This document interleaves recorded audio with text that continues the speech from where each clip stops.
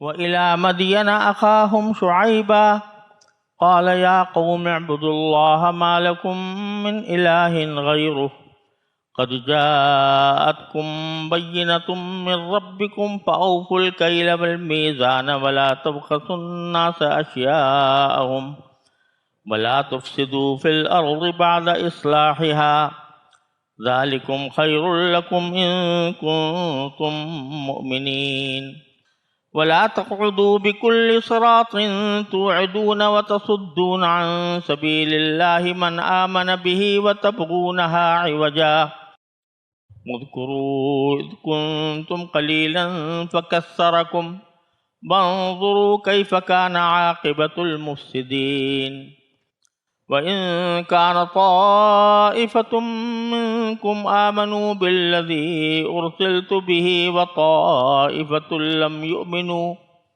فاصبروا حتى يحكم الله بيننا وهو خير الحاكمين قال الملأ الذين استكبروا من قومه لنخرجنك يا شعيب والذين آمنوا معك من قريتنا أو لتعودن في ملتنا قال أولو كنا كارهين قد افترينا على الله كذبا إن عدنا في ملتكم بعد إذ نجانا الله منها وما يكون لنا أن نعود فيها إلا أن يشاء الله ربنا وسع ربنا كل شيء علما على الله توكلنا ربنا افتح بيننا وبين قومنا بالحق وأنت خير الفاتحين وقال الملأ الذين كفروا من قومه لئن اتبعت شعيبا إنكم إذا لخاسرون فأخذتهم الرجفة فأصبحوا في دارهم جاثمين الذين كذبوا شعيبا كأن لم يغنوا فيها الذين كذبوا شعيبا كانوا هم الخاسرين فتولى عنهم وقال يا قوم لقد أبلغتكم رسالات ربي ونصحت لكم فكيف آسى على قوم كافرين۔ یہ سورہ اعراف میں انبیاء کرام علیہ السلام کے واقعات کے سلسلے میں یہ 5واں واقعہ ہے جو اللہ تبارک و تعالی نے آیات میں بیان فرمایا ہے، اور یہ آیات سورہ اعراف کی آیت نمبر 85 سے آیت نمبر 93 تک ہیں، جن میں یہ واقعہ بیان کیا گیا ہے اور جو آیات میں نے آپ کے سامنے تلاوت کی ہیں۔ ان آیات میں حضرت شعیب علیہ السلام کا تذکرہ ہے، جنہیں مدین کی طرف بھیجا گیا تھا۔ اس کا ترجمہ میں پہلے عرض کرتا ہوں، اس کے بعد پھر انشاءاللہ اس کی کچھ تھوڑی سی تشریح پیش کروں گا۔ ترجمہ یہ ہے، اور مدین کی طرف ہم نے ان کے بھائی شعیب کو بھیجا، انہوں نے کہا اے میری قوم کے لوگو، اللہ کی عبادت کرو، اس کے سوا تمہارا کوئی معبود نہیں ہے، تمہارے پاس تمہارے پروردگار کی طرف سے ایک روشن دلیل آ چکی ہے، لہذا ناپ تول پورا کیا کرو، اور جو چیزیں لوگوں کی ملکیت میں ہیں ان میں ان کی حق تلفی نہ کرو، اور زمین میں اس کی اصلاح کے بعد فساد برپا نہ کرو۔ لوگوں، یہی طریقہ تمہارے لیے بھلائی کا ہے اگر تم میری بات مان لو، اور ایسا نہ کیا کرو کہ راستوں پر بیٹھ کر لوگوں کو دھمکیاں دو، اور جو لوگ اللہ پر ایمان لائے ہیں ان کو اللہ کے راستے سے روکو اور اس میں ٹیڑھ پیدا کرو، اور وہ وقت ٹیڑھ پیدا کرنے کی کوشش کرو، اور وہ وقت یاد کرو جب تم کم تھے، پھر اللہ نے تمہیں زیادہ کر دیا، اور یہ بھی دیکھو کہ فساد مچانے والوں کا انجام کیسا ہوا ہے۔ اور اگر تم میں سے ایک گروہ اس پیغام پر ایمان لے آیا ہے جو میرے ذریعے بھیجا گیا، اور ایک گروہ ایمان نہیں لایا تو ذرا اس وقت تک صبر کرو جب تک اللہ ہمارے درمیان فیصلہ کر دے، اور وہی سب سے بہتر فیصلہ کرنے والا ہے۔ ان کے قوم کے سردار جو بڑائی کے گھمنڈ میں تھے کہنے لگے، اے شعیب، ہم نے پکا ارادہ کر لیا ہے کہ ہم تمہیں اور تمہارے ساتھ تمام ایمان لانے والوں کو اپنی بستی سے نکال باہر کریں گے، ورنہ تم سب کو ہمارے دین میں واپس آنا پڑے گا۔ شعیب نے کہا، اچھا، اگر ہم نفرت کر رہے ہوں تب بھی ہم اللہ پر جھوٹا بہتان باندھیں گے اگر تمہیں تمہارے دین کی طرف لوٹ آئیں گے، جبکہ اللہ نے ہمیں اس سے نجات دے دی ہے۔ ہمارے لیے تو یہ ممکن ہی نہیں ہے کہ اس کی طرف واپس جائیں۔ ہاں، اللہ ہمارا پروردگار ہی کچھ چاہے تو اور بات ہے۔ ہمارے رب نے اپنے علم سے ہر چیز کا احاطہ کیا ہوا ہے، اللہ ہی پر ہم نے بھروسہ کر رکھا ہے۔ اے ہمارے رب، ہمارے اور ہماری قوم کے درمیان حق کا فیصلہ فرما دے، اور تو ہی سب سے بہتر فیصلہ کرنے والا ہے۔ اور ان کی قوم کے وہ سردار جنہوں نے کفر اپنایا ہوا تھا، قوم کے لوگوں سے کہنے لگے، اگر تم شعیب کے پیچھے چلے تو یاد رکھو اس صورت میں تمہیں سخت نقصان اٹھانا پڑے گا۔ پھر ہوا یہ کہ انہیں زلزلے نے آ پکڑا اور وہ اپنے گھر میں اوندھے پڑے رہ گئے۔ جن لوگوں نے شعیب کو جھٹلایا وہ ایسے ہو گئے جیسے کبھی وہاں بسے ہی نہیں تھے۔ جن لوگوں نے شعیب کو جھٹلایا آخر کو نقصان اٹھانے والے وہی ہوئے۔ چنانچہ وہ یعنی شعیب علیہ السلام ان سے منہ موڑ کر چل دیے اور کہنے لگے، اے قوم، میں نے تجھے اپنے رب کے پیغامات پہنچا دیے تھے اور تیرا بھلا چاہا تھا، اب میں اس قوم پر کیا افسوس کروں جو ناشکری تھی۔ یہ حضرت شعیب علیہ السلام کا واقعہ ہے جو قرآن کریم نے مختلف جگہوں پر بیان فرمایا ہے اور یہاں پہلی بار آیا ہے۔ اس کے علاوہ سورہ ہود میں بھی اس کی تفصیل آنے والی ہے۔ خلاصہ اس کا یہ ہے کہ مدین حضرت ابراہیم علیہ السلام کے ایک صاحبزادے کا نام تھا، اور انہی کی نسل سے ایک قوم چلی جو قوم مدین کہلاتی تھی، اور یہ قوم جس جگہ جا کر آباد ہوئی اس کا نام بھی مدین ہو گیا۔ تو یہ جو فرمایا گیا کہ ہم نے مدین کی طرف شعیب علیہ السلام کو مبعوث فرمایا، اس سے مراد مدین کا قبیلہ بھی ہے اور وہ مدین کی بستی بھی ہے جس میں یہ قبیلہ آباد تھا۔ کچھ اور مقامات پر اللہ تبارک و تعالی نے حضرت شعیب علیہ السلام کی قوم کو اصحاب الایکہ کہا ہے۔ ایکہ کے معنی ہوتے ہیں گھنا جنگل۔ تو بعض حضرات کا خیال یہ ہے کہ اصحاب الایکہ بھی انہی مدین کے لوگوں کا نام ہے، اور بعض حضرات کا خیال یہ ہے کہ وہ الگ قوم تھی، اس کی طرف حضرت شعیب علیہ السلام کو الگ بھیجا گیا تھا۔ لیکن زیادہ تر محدثین کا، مفسرین کا رجحان یہ ہے کہ مدین اور اصحاب الایکہ ایک ہی قوم کا نام ہے، اور حضرت شعیب علیہ السلام کو ان کے پاس بھیجا گیا تھا۔ ایک چیز میں تو تمام کافر مشترک ہیں، وہ یہ کہ اللہ تبارک و تعالیٰ کے ساتھ کسی اور کو اپنا خدا مانتے ہیں، شرک کرتے ہیں، بتوں کی پرستش کرتے ہیں۔ اس کے علاوہ بہت سی بدعمالیاں ایسی ہیں جو کسی خاص قوم کے اندر زیادہ ہوتی ہیں دوسرے کے مقابلے میں۔ انبیاء کرام علیہ والسلام جب قوم کی طرف تشریف لے جاتے ہیں تو ان کو بنیادی طور پر تو ان کی تعلیم توحید کی ہوتی ہے، لیکن جو دوسری بدعمالیاں ان کے اندر پائی جاتی ہیں ان کا بھی خصوصی طور پر انبیاء کرام ذکر کرتے ہیں، ان سے روکتے ہیں، ان کی برائی بیان، جیسا کہ پیچھے آپ نے لوط علیہ السلام کے قوم کے بارے میں دیکھا۔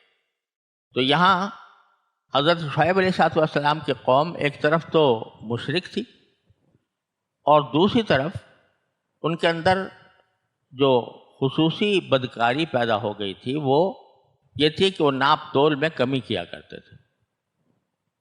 یعنی جب کوئی سامان فروخت کرتے تو ڈنڈی مار لیتے تھے، اور اگر کسی سے لینا ہوتا تو پورا لے لیتے تھے۔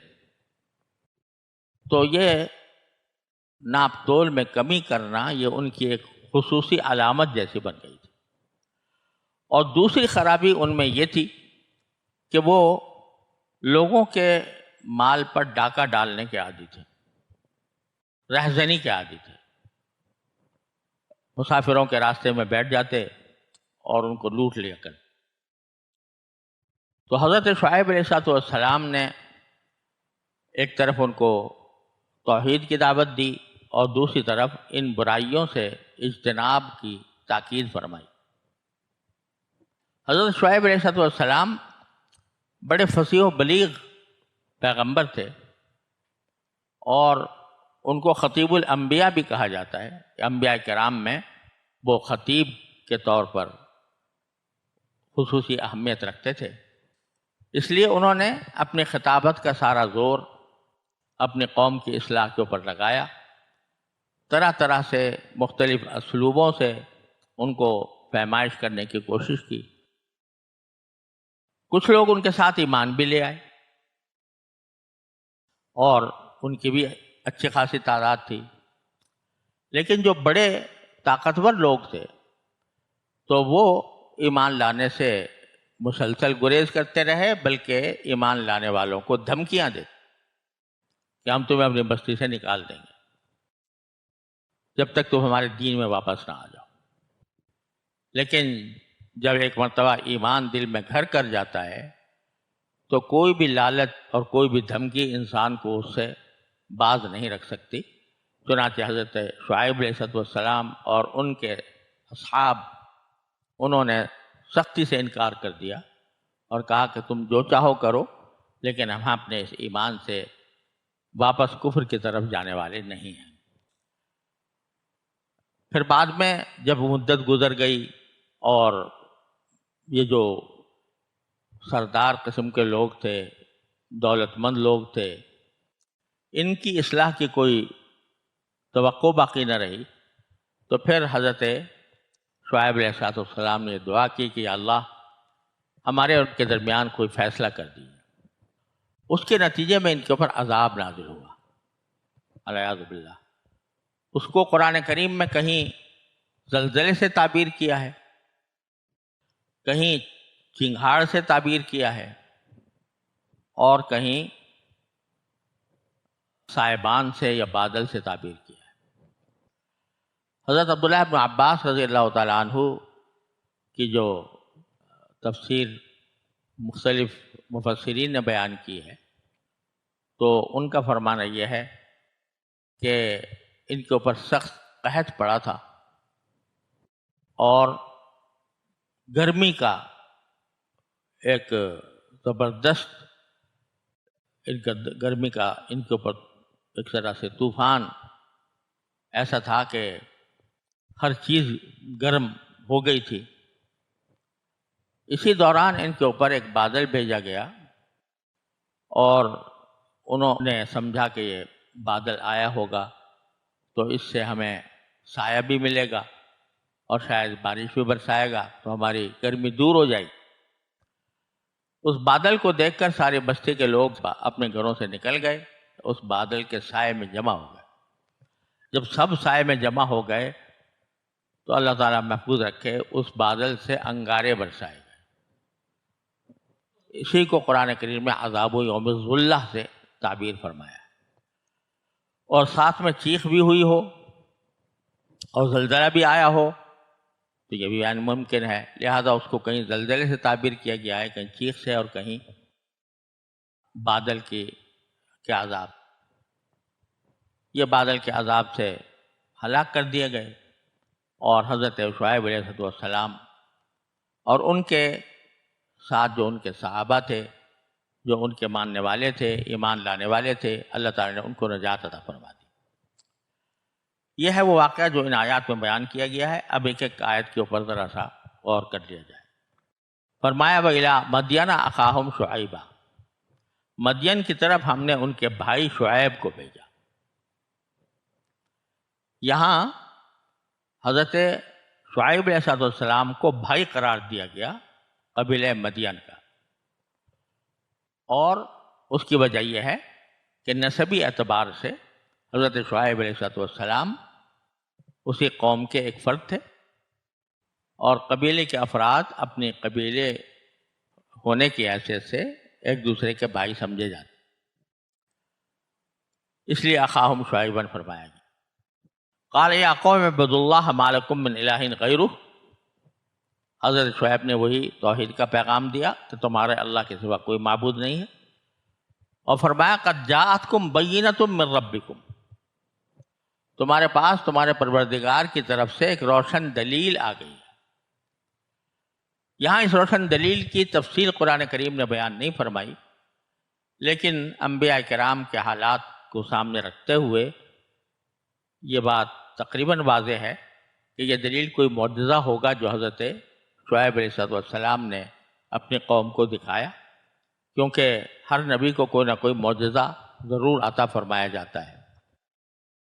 اس معجزے کی تفصیل قرآن کریم میں یہاں بیان نہیں فرمائی، اور کئی پیغمبروں کے معجزوں کی بھی تعیین نہیں فرمائی گئی، یہاں پر بھی تعیین نہیں ہے، لیکن یہ تقریباً واضح ہے کہ حضرت شعیب علیہ السلام کوئی معجزہ لے کر آئے تھے، اور اسی کا حوالہ دیتے ہوئے آپ نے یہ فرمایا کہ تمہارے پروردگار کی طرف سے ایک روشن دلیل آ گئی ہے میرے پیغمبر ہونے کی اور میرے بات کے سچے ہونے کی۔ تو ایک طرف تو توحید کی دعوت دی، پھر فرمایا فَأَوْفُوا الْكَيْلَ وَالْمِيزَانَ، ناپ اور تول کو پورا پورا کیا کرو، ناپ تول میں کمی کرنا جو تمہارا شیوا ہے اس کو چھوڑو۔ اس سے یہ معلوم ہوا کہ پیغمبر جس چیز کی دعوت دیتے ہیں وہ صرف عبادات ہی نہیں ہوتی بلکہ حقوق اور معاملات بھی ہوتے، تو ان کی دعوت صرف اس تک محدود نہیں ہوتی کہ نماز پڑھو اور روزہ رکھو، بے شک یہ بہت بڑی عظیم عبادتیں ہیں، لیکن دین چونکہ ایک ایسے نظام کا نام ہے کہ جس میں شعبہ زندگی کے ہر پہلو سے متعلق ہدایات ہوتی ہیں، تو اس میں حقوق العباد، بندوں کے حقوق اور معاملات کی صفائی یہ دین کا ایک اہم حصہ ہے۔ لہذا ایک تو یہ فرما دیا کہ ناپ تول میں کمی نہ کرو۔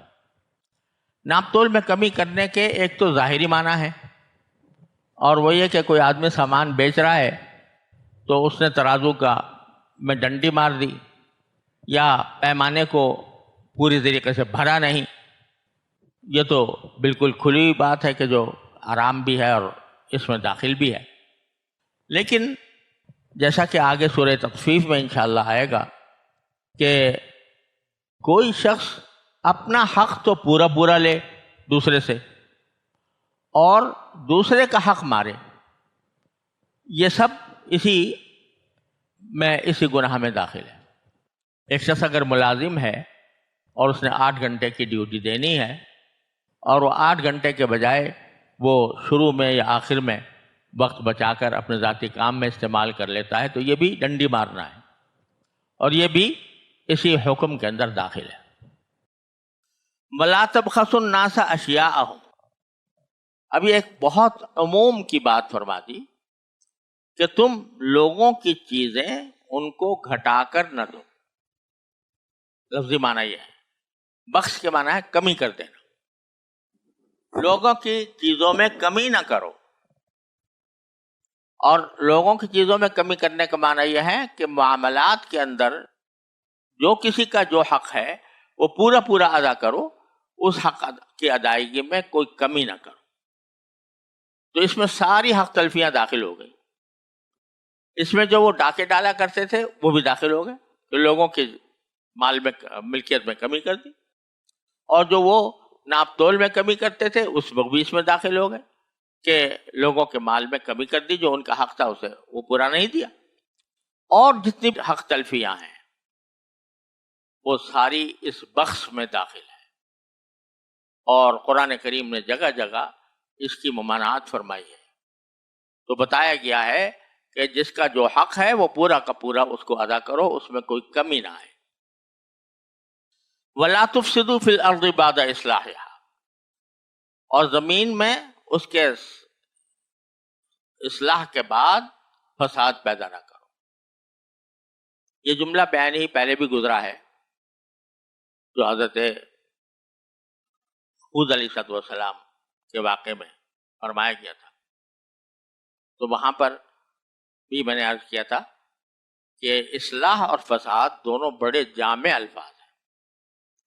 بعد اصلاحیہ یعنی اللہ تبارک و تعالیٰ نے یہ زمین یہ پوری اصلاح کے ساتھ بنائی ہے، اس میں ہر ایک چیز کا توازن برقرار ہے، اعتدال برقرار ہے.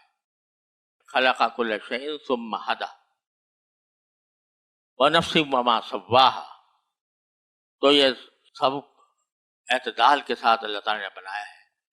اب اگر اللہ کے قانون کو توڑ کر کوئی شخص اصلاح شدہ زمین میں کوئی تغیر کرتا ہے تو وہ فساد ہے. اس میں توحید کی مخالفت بھی داخل ہے، شرک بھی داخل ہے، اس میں لوگوں کے حقوق مارنا بھی داخل ہے، اس میں ساری حق تلفیاں بھی داخل ہے. ذالکم خیر لکم ان کنتم مؤمنین، لوگو یہی طریقہ تمہارے لیے بھلائی کا ہے اگر تم میری بات مانو.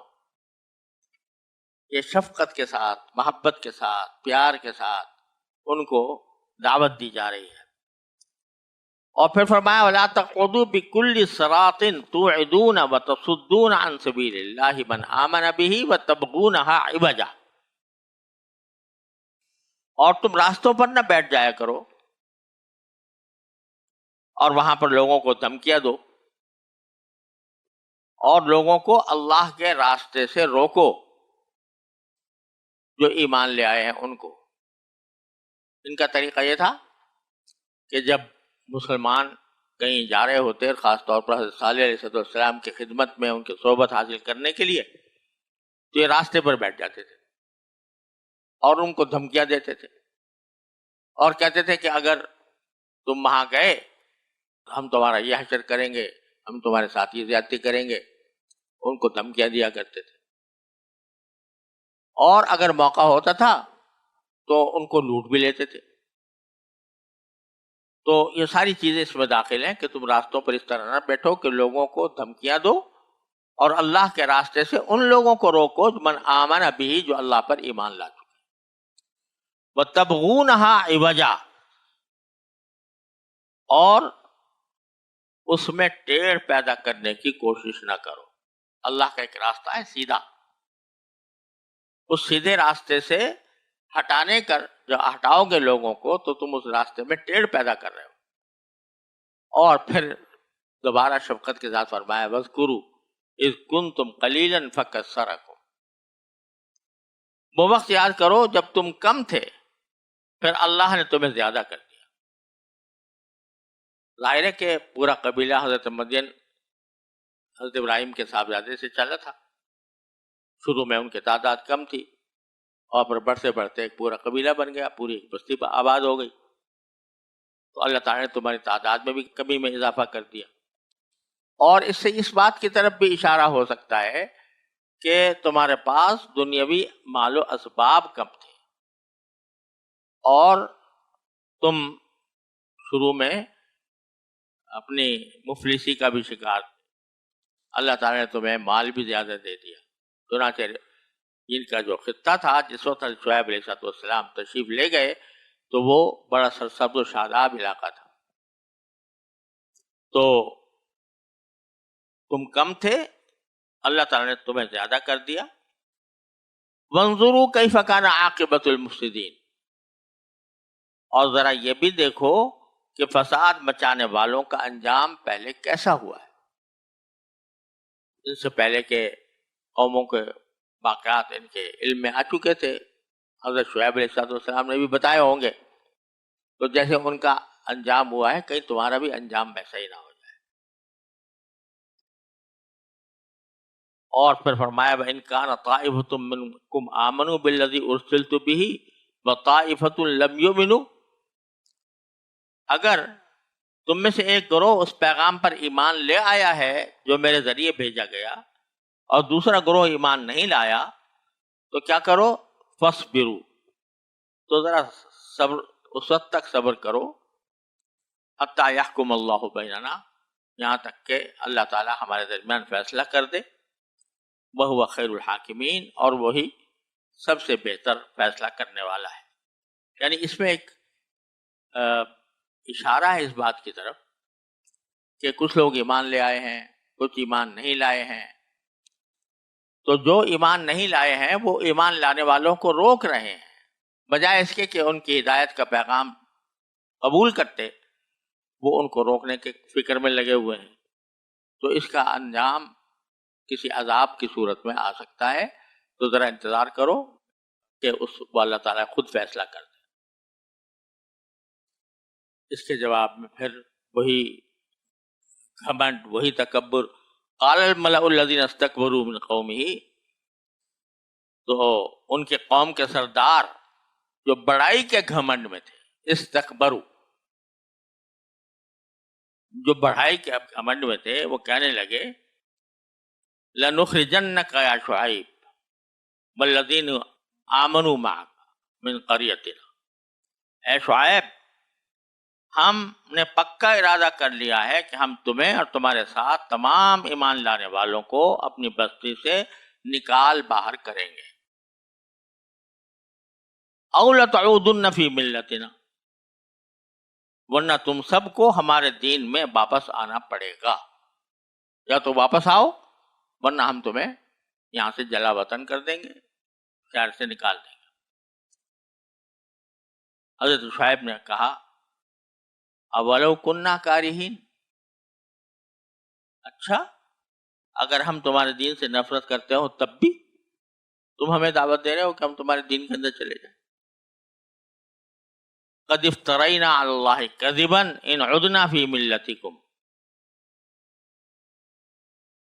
ہم اللہ پر جھوٹا بہتان باندھیں گے اگر تمہارے دین کی طرف لوٹ آئیں گے. بعد اذ نجانا اللہ منہا، جبکہ اللہ نے ہمیں اس سے نجات دے دی. وما یکون لنا ان نعود فیہا، اور ہمارے لیے تو یہ ممکن ہی نہیں ہے کہ اس کی طرف واپس جائیں، اس برے دین کی طرف. یہاں دو باتیں قابل ذکر ہیں. ایک تو یہ کہ بظاہر یہ الفاظ، یہ جو جملہ حضرت شعیب علیہ السلام فرما رہے ہیں، اور ان سے جو خطاب کیا گیا ہے اس میں بھی ایک لفظ دہرایا گیا ہے کہ تم واپس ہمارے دین میں آ جاؤ. اور حضرت شعیب علیہ السلام جواب میں بھی یہ فرما رہے ہیں کہ ہم تمہارے دین میں واپس جانے والے نہیں ہیں. اس سے شبہ ہو سکتا ہے کہ گویا حضرت شعیب علیہ السلام پہلے ان کے دین میں تھے اور پھر توحید کے دین میں آئے. حالانکہ انبیاء کرام علیہ السلام پیدائش کے وقت سے کبھی بھی شرک کا کوئی شائبہ ان کے دل میں، عقیدے میں پیدا نہیں ہوتا. تو یہ لوٹنے کی بات کیسے کی جا رہی ہے کہ وہ واپس لانے کی دعوت دے رہے ہیں اور آپ واپس جانے سے انکار کر رہے ہیں؟ تو اس کا جواب ایک تو یہ ہے کہ در حقیقت انہوں نے ساتھ میں یہ کہا تھا کہ آپ اور آپ کے ساتھی واپس آ جاؤ. تو تغلیباً انہوں نے حضرت شعیب سے بھی کہہ دیا کہ ہمارے دین میں کے پاس واپس آ جاؤ. اصل بتلانا مقصود تھا ان لوگوں کا جو ایمان لے آئے تھے حضرت شعیب علیہ السلام. اور دوسری وجہ شاید یہ بھی ہو سکتی ہو کہ نبی جب تک کہ اس کو نبوت عطا نہیں ہوتی، اگرچہ وہ شرک کا مرتکب نہیں ہوتا، لیکن دوسروں کو دعوت بھی نہیں دیتے اور بظاہر انہی کے ساتھ اٹھنا بیٹھنا کھانا پینا چلتا رہتا ہے. اس حد تک نبی کسی کے کسی عمل پر کوئی نکیر بھی نہیں کرتا اگرچہ شامل بھی نہ ہوتا ہو. تو ان لوگوں کے ذہن میں یہ بات ہوتی ہے کہ یہ بھی تو ہمارے مذہبی میں تھے، اس لیے انہوں نے لوٹنے کا لفظ استعمال کیا. اور حضرت شعیب علیہ السلام نے جب فرمایا کہ ہم تمہارے پاس واپس چلے جائیں تو اول تو مراد ہیں ہمارے ساتھی، اور دوسرے تم جو اس وقت سمجھتے تھے کہ میں تمہارے دین پر تھا، حالانکہ تھا نہیں، لیکن تم سمجھتے ہو اس کو واپسی سے تعبیر کر رہے ہو، تو ہم وہ واپسی جو تمہارے ذہن کی واپسی ہے وہ بھی کبھی اختیار نہیں کر سکتے. پھر یہاں ایک بات، دوسرا نقطہ یہ ہے کہ بڑی قوت کے ساتھ اور بڑے جزم کے ساتھ حضرت شعیب علیہ السلام یہ فرما رہے ہیں کہ ما یکون لنا ان نعود فیہا، ہم کبھی بھی، ہمارے لیے ممکن ہی نہیں ہے کہ ہم تمہارے دین کی طرف چلے جائیں. تو اس میں ایک طرح کا ایک دعویٰ بھی ہے کہ میں پورے دعوے کے ساتھ کہتا ہوں کہ میں واپس نہیں جا سکتا. اپنی بڑائی کا بھی ایک اظہار ہے، اپنی العزمی کا بھی اظہار ہے، اپنے پختہ عزم کا بھی اظہار ہے. حالانکہ اللہ کے بندے جب آئندہ کے لیے کوئی بات کرتے ہیں تو وہ اس طرح ڈٹ کر اور اس طرح یقین محکم کے ساتھ کہنا، یہ اللہ کے نیک بندے اس کو اپنی عاجزی کے خلاف سمجھتے، بندگی کے خلاف سمجھتے. لہذا انہوں نے ایک طرف تو ڈٹ کر کہہ دیا ان کے مقابلے میں تاکہ وہ مایوس ہو جائیں، لیکن ساتھ ہی فرمایا الا ان یشاء اللہ ربنا، ہاں اگر میں ہمارا اللہ ہی پروردگاری کو اور کچھ اور چاہے تو وہ تو اس کے قبضے قدرت میں. یعنی ہم کوئی باری تعالیٰ کے اوپر تو کوئی حکم نہیں لگا سکتے. اس کی اگر تقدیر میں یہ ہے، اس کی مشیت میں یہ ہے کہ ہم واپس جائیں تو ہم کون ہیں جو ڈٹ جائیں. تو یہ بندگی کا اعلیٰ مظاہرہ کرنے کے لیے یہ جملہ استعمال فرمایا الا ان یشاء اللہ ربنا، ورنہ یہ تو ظاہر ہے کہ باری تعالیٰ کب شرک کو پسند کریں گے. لیکن یہ سوچ کر کہ کہیں ہماری اس بات میں ہماری حدود سے آگے بڑھ کر کوئی بڑا دعویٰ نہ ہو جائے، یہ استثناء کر دیا الا ان یشاء اللہ ربنا. یہ ہے انبیاء کرام کی دقیق نظر کہ کوئی بات اللہ تبارک و تعالیٰ کی بندگی کے منافی نہ ہو. اور پھر کہہ دیا وسع ربنا کل شیء علما، ہمارا پروردگار اس نے اپنے علم سے ہر چیز کا احاطہ کیا ہوا ہے، لہذا وہ اپنی حکمت سے جو چاہے گا کرے گا، لیکن ہمارا ارادہ اپنی طرف سے یہ ہے. اور پھر علی اللہ توکلنا، تم جو ہمیں دھمکیاں دے رہے ہو تو دیا کرو، ہم نے تو اپنے پروردگار پر بھروسہ کر لیا ہے. اور پھر ساتھ توکل کے ساتھ دعا بھی فرمائی. بتا دیا کہ توکل کے معنی یہ نہیں ہے کہ آدمی ہاتھ پر ہاتھ رکھ کے بیٹھ جائے اور اپنے اللہ سے نہ مانگے. توکل ہی کا ایک تقاضا یہ ہے کہ بندہ پروردگار کی طرف رجوع کرے کہ جو چیز جس پر میں نے بھروسہ کیا ہے، جو میں نے ارادہ کیا ہے، وہ اللہ تعالیٰ ہی پورا کرا سکتا ہے. لہذا ربنا افتح بیننا و بین قومنا بالحق، اے ہمارے پروردگار ہمارے اور ہماری قوم کے درمیان حق کا فیصلہ فرما دیجیے. وانت خیر الفاتحین، اور آپ سب سے بہتر فیصلہ کرنے والے ہیں. اور وقال الملأ الذین کفروا من قومہ،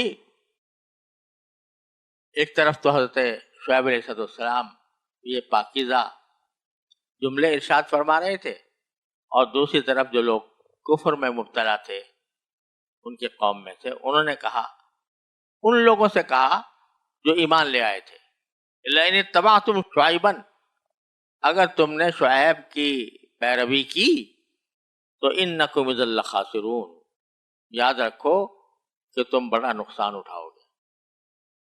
ان کو تو اپنی طاقت پر بھروسہ تھا، اپنی قوت پر بھروسہ تھا کہ ہم ان کو نکال باہر کریں گے، یہ روتے پھریں گے کہ ہمارا انجام خراب ہوا۔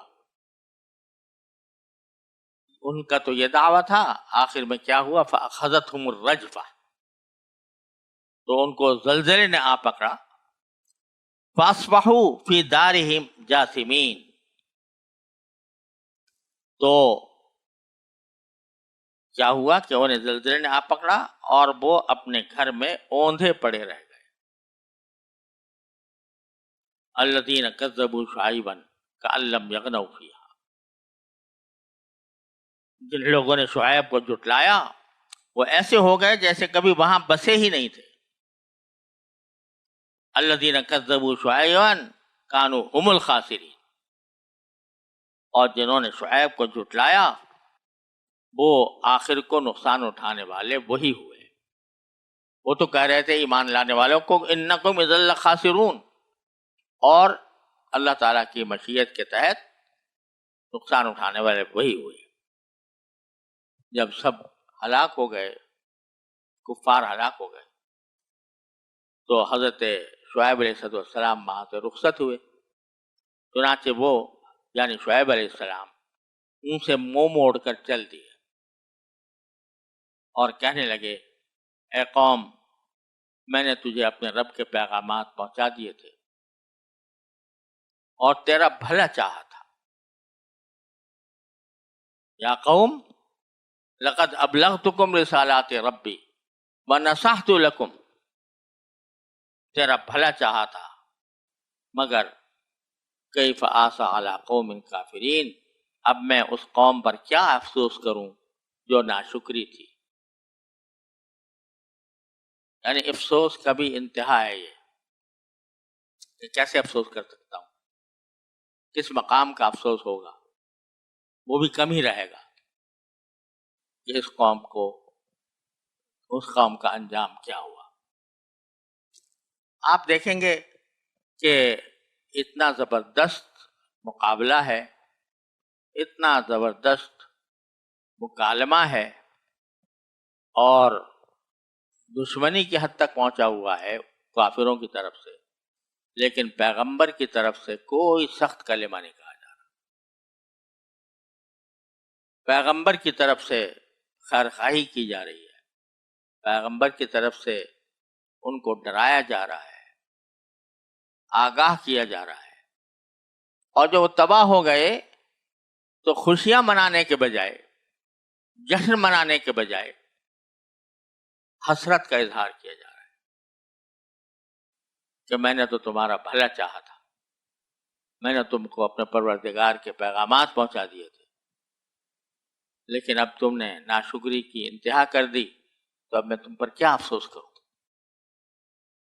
یہ پیغمبر کی شفقت، اس کی رحمت، اس کی رافت، اپنے قوم کی خیرخواہی کی انتہا ہے، جو حضرات انبیاء کرام علیہ السلام کے کلام میں نظر آتی ہے۔ اللہ تبارک و تعالی ہمیں ان کی اتباع کی توفیق عطا فرمائے، اور جن گمراہیوں کی وجہ سے ان کو ہلاک کیا گیا، اللہ تعالیٰ ان سے ہمیں بچنے کی توفیق عطا فرمائے۔